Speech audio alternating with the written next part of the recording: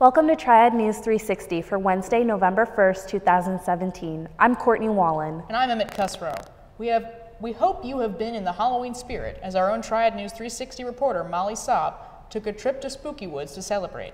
But first, we have the latest on the shooting at Grambling State University, the new baseball stadium coming to High Point, and an economic development for Amazon headquarters in Greensboro. Authorities are looking into the weekend death of an Elon University student. Breslin Wiley was found dead in his off-campus home at 216 East Foster Drive early Saturday afternoon. Wiley's death was unexpected, and it's being treated as an incident of self-harm. Wiley was an Elon Club basketball player and an engineering physics major. The Chesterfield County native attended Cosby High School. The cause of his death is still being investigated. Jalen M. Wayne, a freshman at Grambling State University, is facing first-degree murder charges after shooting and killing two Grambling State students, Earl Andrews and Monquarius Caldwell. The shooting took place last Tuesday after Wayne got into an altercation with the two students inside of a campus dorm. Wayne turned himself in to the police last Thursday. The predominantly black St. James Presbyterian Church in Greensboro grew out of the balcony of First Presbyterian Church. The slaves sat in the balcony in the back of the church until they were free to start their own separate congregation. On Sunday, 150 years later, the two congregations will take part in a joint worship service, which is part of an evolving relationship between them. They hope the work they have put into understanding each other will serve as a role model for healing rifts that have put people of different races at odds with each other for hundreds of years.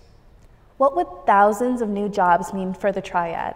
50,000 new jobs and billions of dollars don't just show up at the front doorstep of City Hall. Amazon announced its plan for a new headquarters, and every city in America wants them to build in their backyard.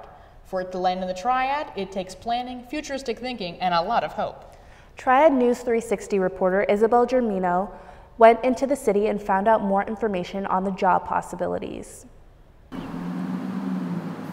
The intersection of English and North Main is quiet on most days, but a $5 billion investment and 50,000 new jobs could completely change not only the traffic pattern in the center of High Point, but traffic towards small businesses like the Cozy Cannoli, a bakery about to open its doors near East Chester Drive. Well, I just heard about it last week, and I think that it's a good opportunity for the Triad. I don't know the business end of it, but Amazon is huge, and I think it would make a really good impact on the Triad.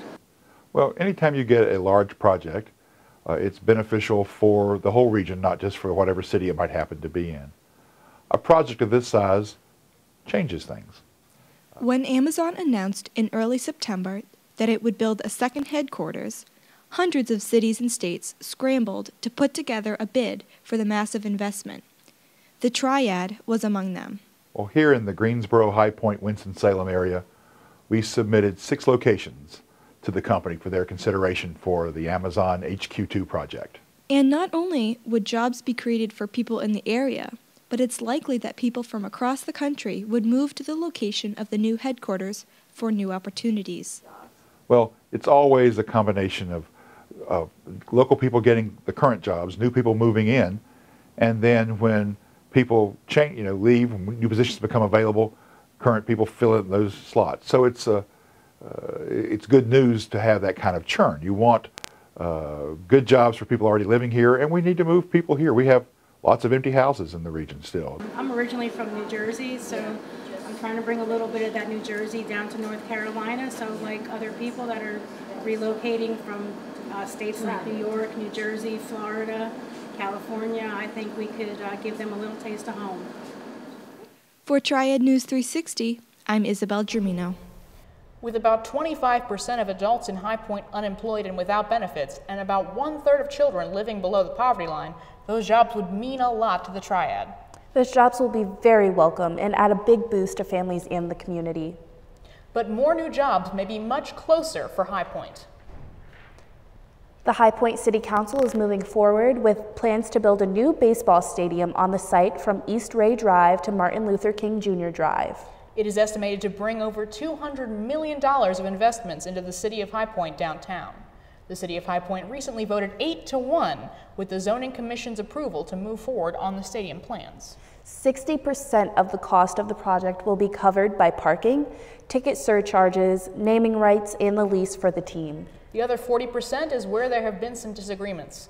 The original plan was for the city and Guilford County to split the cost 20% each. But with the county commissioners putting the project on hold for 60 to 90 days, the City of High Point has voted to move forward on their own and take on the entire 40% of the local funding. As with all politics, there will be more on the stadium issue to come. But what do the average voters and residents of High Point think of the new stadium? Triad News 360 went to the Piedmont Farmers Market to hear what folks think about having their own baseball team.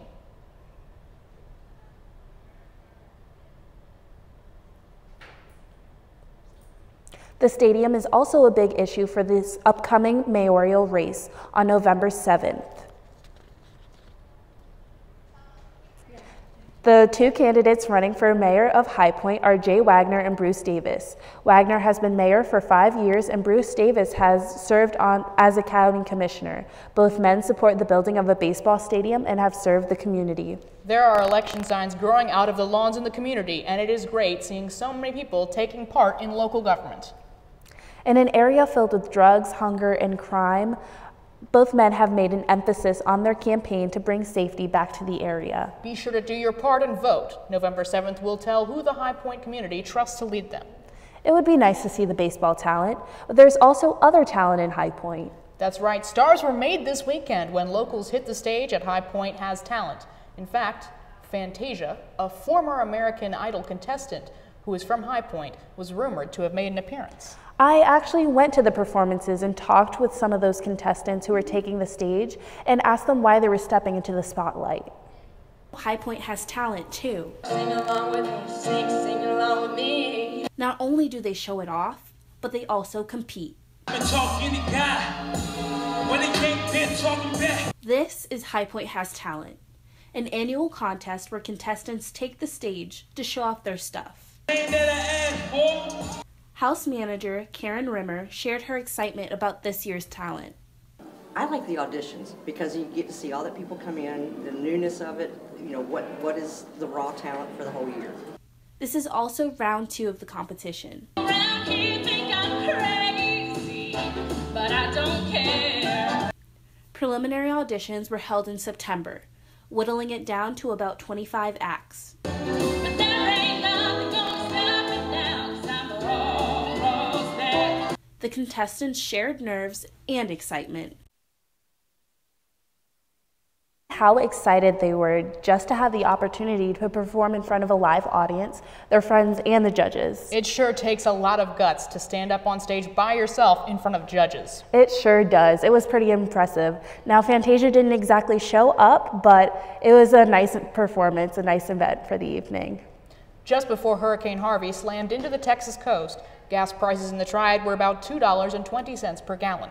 A couple of days after, prices shot up to over $2.70. Most of the gas in the Triad comes from the Houston area. Hurricane Harvey put a major hurt on gas production. It has been over 10 weeks and gas prices are slowly going down. You can find prices in the $2.30 range and even lower if you're lucky. It is always amazing how fast gas prices can go up and how long it takes for them to come back down. Now it's easier on your wallet to get to the local festivals. The famous Barbecue Festival in Lexington was held on Saturday. It's been an annual event since the first festival in 1984. There were lots of local bands covering great songs from the 60s and lots of dancing in the streets. And dishing out some of the best barbecue around. Is there anything better than North Carolina barbecue? Along with the barbecue, there were also BMX riders doing stunts and an antique car show. This is the best time of the year for all the fall festivals. There are some great eats out there. The high cost of housing in California has led to overcrowding in homeless communities.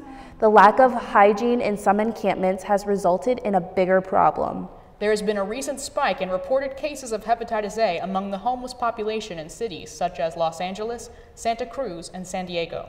The homeless population in San Diego alone rose 14% in the past year, and that is where the start of the outbreak is believed to have occurred. California health officials believe the epidemic has infected more than 500 people statewide since March. In San Diego County, a total of 19 people have died as a result of hepatitis A, the majority of them being homeless. This weekend was a sad one for the zoo at Atlanta, as one of the oldest female western lowland gorillas in the world, Shamba, passed away. How old was she? She was 58 years old. Well, she will be missed. Coming up next, the sights and sounds of Halloween. And an inside look at Halloween makeup. We'll be right back. Well, Thomas, you've got prediabetes. But with more exercise and a change in diet, it can be reversed. I've tried exercising. It just makes me hungry for bacon. I love bacon, too. And who really likes to exercise? Not me. Me neither. Nobody. So we're good? What? Oh, you still have prediabetes. Big time. Everything starts out small. The things that hurt us, they all start from somewhere.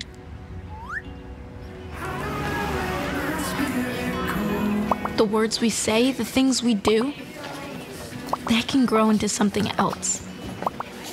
What was small and innocent can become big and sometimes scary. All it takes is one comment, one picture, one video for something to catch fire. But a big problem doesn't need a big response. Not at first. Even if we don't know what to say, the eye emoji can be that first step we take. Let's all pledge to take that first small step together and change the world in a big way. I'm a witness, and so are you.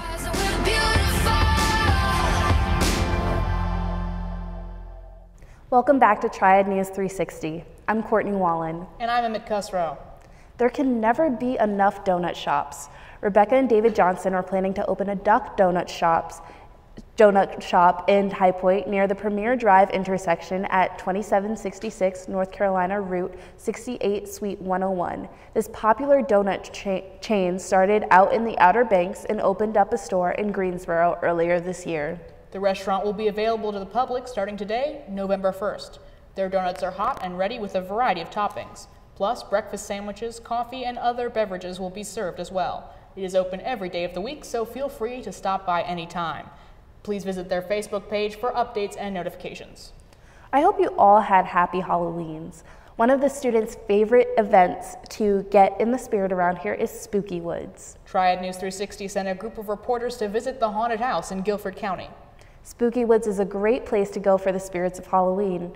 The people there put a lot of time and effort into the evening, so you and your friends will never forget it. Triad News 360 reporter Molly Saab hung out with all the Walking Dead and scary clowns Spooky Woods had to offer. A girl getting chased by a chainsaw?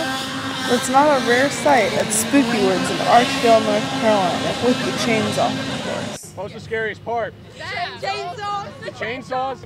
I had a blast. It was really fun. We drove about 2 hours to get here. It is about humans and pigs. They both taste the same. And I don't see no pigs out here to you.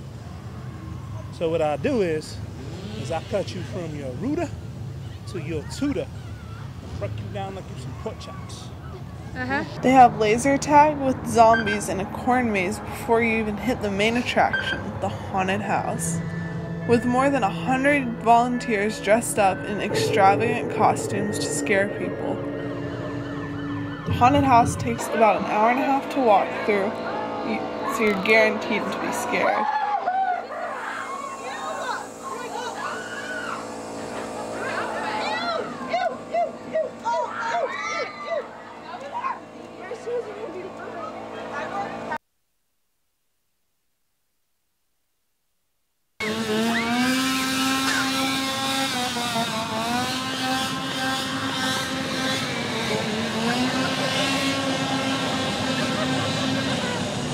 There were no chains on the chainsaws, they just made a lot of noise. They really put on a great show, and they were so helpful to us for allowing our cameras in and showing you some of the more scary moments. Yeah, I'd run if someone chased me with a chainsaw. Me too, but that looks like great fun. Thank you, Molly. Those folks at Spooky Woods took a lot of time and effort getting into costume and makeup. It looks easy when the makeup is on, but it takes time and talent to get just the right look. Triad News 360 reporter Amy He sat in the chair to be transformed for a quick and simple scary look. So it looks like all of Amy and her pirate friend there are getting ready to start the makeup look. Bet it's going to be really spooky. Yeah, I mean, I've seen some of the Instagram tutorials and things like that. And they really look realistic when they're done. It does look easy, but really takes practice and experimenting with the different makeups and latex. Becomes a real skill for those makeup artists. Thanks for being our model, Amy. Cover the City is kicking off on today, November 1st. The nonprofit organization based in High Point collects blankets from community members across the Triad, as well as Asheboro, Charlotte, Clayton, and Spartanburg, North Carolina. A blanket can be a big help in keeping warm during the cold winter days. As we prepare for this type of weather, be sure to drop off a blanket or two at a location convenient to you. Coming up next is sports. The golf team was in a big tournament, and Triad News 360 reporter JT Aubrey is here next with updates. Well, Thomas, you've got pre-diabetes. But with more exercise and a change in diet, it can be reversed. I've tried exercising. It just makes me hungry for bacon. I love bacon, too. And who really likes to exercise? Not me. Me neither. Nobody. So we're good? What? Oh, you still have pre-diabetes. Big time. Everything starts out small. The things that hurt us, they all start from somewhere.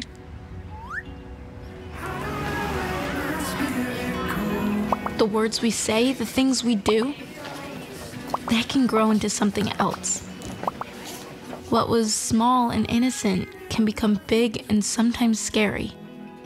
All it takes is one comment, one picture, one video for something to catch fire. But a big problem doesn't need a big response. Not at first. Even if we don't know what to say, the eye emoji can be that first step we take. Let's all pledge to take that first small step together and change the world in a big way. I'm a witness, and so are you.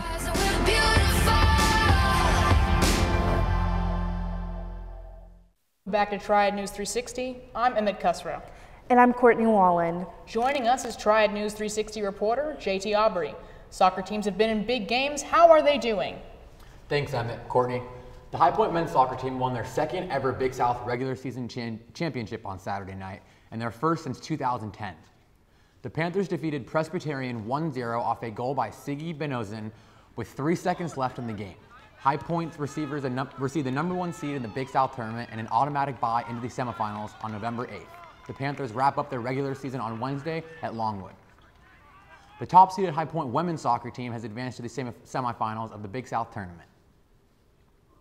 The Panthers beat Winthrop 2-0 in the quarterfinal on Thursday night with goals from senior Paige Rombach and Michelle Michike. HPU will play Campbell this Friday at 4 p.m. at Bryan Park in Greensboro. The Panthers are looking to bring home the Big South Championship for the first time since 2014. The High Point University women's volleyball team won their 15th straight match, the longest winning streak in Division I. The Panthers defeated Presbyterian College 3-0 as Katie Doring earned Big South Freshman of the Week honors. Next up, the Panthers host Charleston Southern on Friday and Winthrop on Saturday for senior night. HPU closes out the regular season November 11th at Radford. The High Point women's cross-country team won the Big South Championship this past weekend at Liberty, their third title in the past 4 years. The Panthers were led by Famke Heinst, who won the individual title. 9 High Point runners finished in the top 20, with 5 earning all Big South honors. With the victory, the Panthers will be participating in the NCAA Southeast Regional Championships on November 10th in Earlysville, Virginia. The High Point University men's cross-country team finished 6th at the Big South Championship Saturday in Lynchburg, Virginia, while freshman Hossein Bukhar earned all Big South honors, placing 8th in the 8K, while freshman teammate Ciro Pina Cardona finished 28th. The Panthers will be back in action at the NCAA Southeast Regional on November 10th in Earlysville, Virginia. High Point men's golf team picked up its second top 10 finish of the season yesterday in the East Bay Deli Classic in Kiowa Island, South Carolina. Brennan McDougal was the top finisher for HPU as he placed 14th overall. The Panthers will remain in South Carolina this week as they compete in the battle at Stone Ferry in Charleston this weekend. High Point's men's basketball team is getting geared up for the new season, with the Panthers scrimmaging North Carolina A&T this past Sunday and will compete against Averett in an exhibition match this upcoming Sunday at 2 p.m. at the Miller Center. HPU has added freshmen Denny Slay, Justin Mutz, and Caden Sanchez, while also adding transfers Sam Berlin, Brandon Kamga, and Jahad Proctor, who will be debuting for the Panthers after sitting out all of last season. HPU will start its regular season Friday, November 10th at home against William & Mary. That's all this week for High Point Sports. Courtney, Emmett, back to you girls. Thanks JT, that's all we have for tonight. I'm Courtney Wallen. And I'm Emmett Cusrow.